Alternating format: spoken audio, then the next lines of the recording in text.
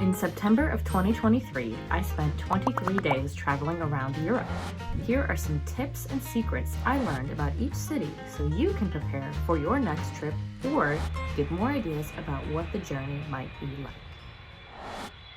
Prague, aka Prague, a city in the Czech Republic. Bad news, the most annoying person from your hometown just came back from study abroad and they won't stop talking about Prague, which is crazy because I think you could see everything you need to see in Prague in 3 days time, period. But if you want that European old cobblestone ancient history experience, Prague is the city for you. And I'm here to give you 4 more secrets and or tips about things you should expect and be ready for in Prague. And we'll start with English. So if you're an English speaking person, if you're an American or you're from the UK or you're from a very strong English speaking area, you should know up front that in the Czech Republic, even in a bustling, very busy, very touristy city like Prague, English is not as common. In fact, if someone is about age 40 or up, their English is probably very limited to extremely limited. English, it was not necessarily an expectation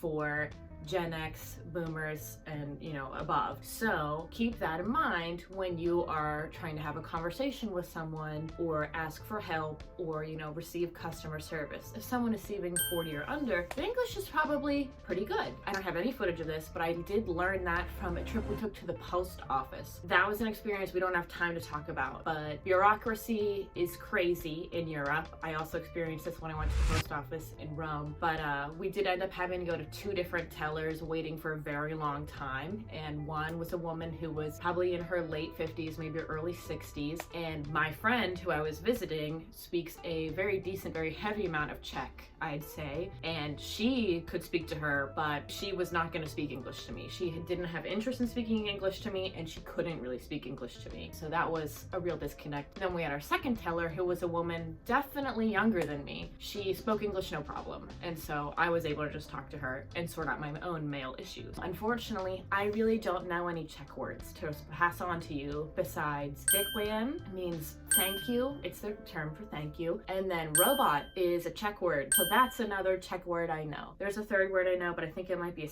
a sneaky bonus at the very end. Budgeting is our second tip. Budgeting in Prague is great because the Czech crown is a somewhat weak currency. When I went, 1 crown was 44 cents of US dollars. And so everything was much more affordable than I thought it was going to be. While getting to Prague was not necessarily cheap. Once I was there, it was extremely cheap, and so I was able to spend my budget in different ways because I saved so much money. This is due to, from my understanding, some government dissidences in the way that people should and should not be paid, and some pretty low wage expectations for high demand fields. But if you're trying to be seen as a friendly visitor to Prague and there is an option to tip, it's unlike the United States where you could have every interaction with a robot and suddenly the lowest tipping option offered to you is 20%.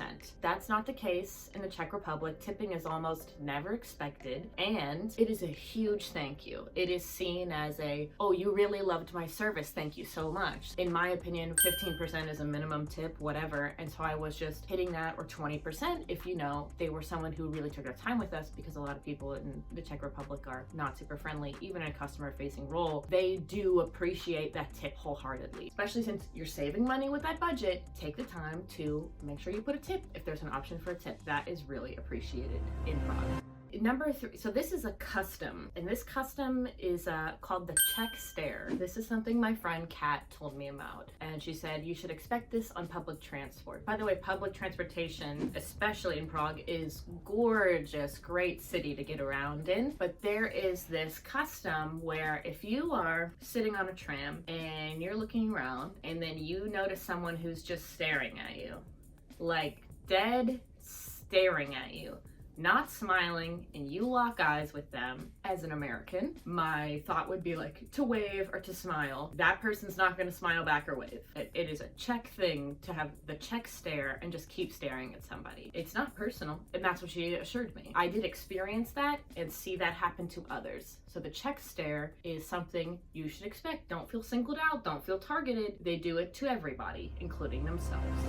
Number 4, things you might want to expect about food in the Czech Republic. While there are like many mega chains in Prague, if you want to get a traditional Czech dish, or you want to go somewhere that is a Czech restaurant and not like, none of the chains are coming to mind, but you know, you're walking somewhere and you're able to recognize, oh, this is a chain. This is not a one-stop shop. This is not a unique place to be. Know that most Czech dishes contain meat or bread. And I say that because if you're vegan, it might be harder to find something. If you are vegetarian, it might be less hard, but you'd still have to, you know, really look at the menu, which usually has English subtitles on it. But if you have a gluten sensitivity or allergy, this might be a hard city to make it through. It was very difficult to find a salad. I think on my like 4th or 5th day, I was like desperate for a salad, hadn't had a raw vegetable in days. I'm not gluten-free or vegan or vegetarian, but sometimes you just need to eat like a rabbit and eat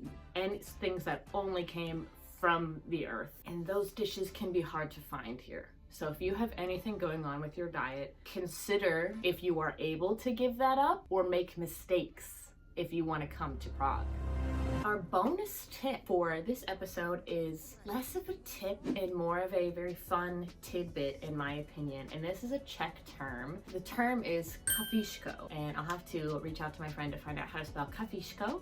I believe there's definitely at least one accent in there. But kafičko is a word that almost translates perfectly to, do you want to go get a cheeky coffee? Just one word, kafičko, question mark, an excellent beginning of an afternoon. Do you want to go get a cheeky coffee? Because coffee is cafe, I believe, or kafa. And then when you add that suffix, ishko, to anything, then it becomes like, are we being bad girls? Are we a little cheeky this? Blah, blah, blah, blah. Do you want to do this? Ooh. So kafičko is like an activity and a full sentence and just a one-word Czech term that I'm like, we need to start doing this over here. Just like we took robot, no notes, that was a perfect word they came up with, kafičko. I think it's time to integrate it into society.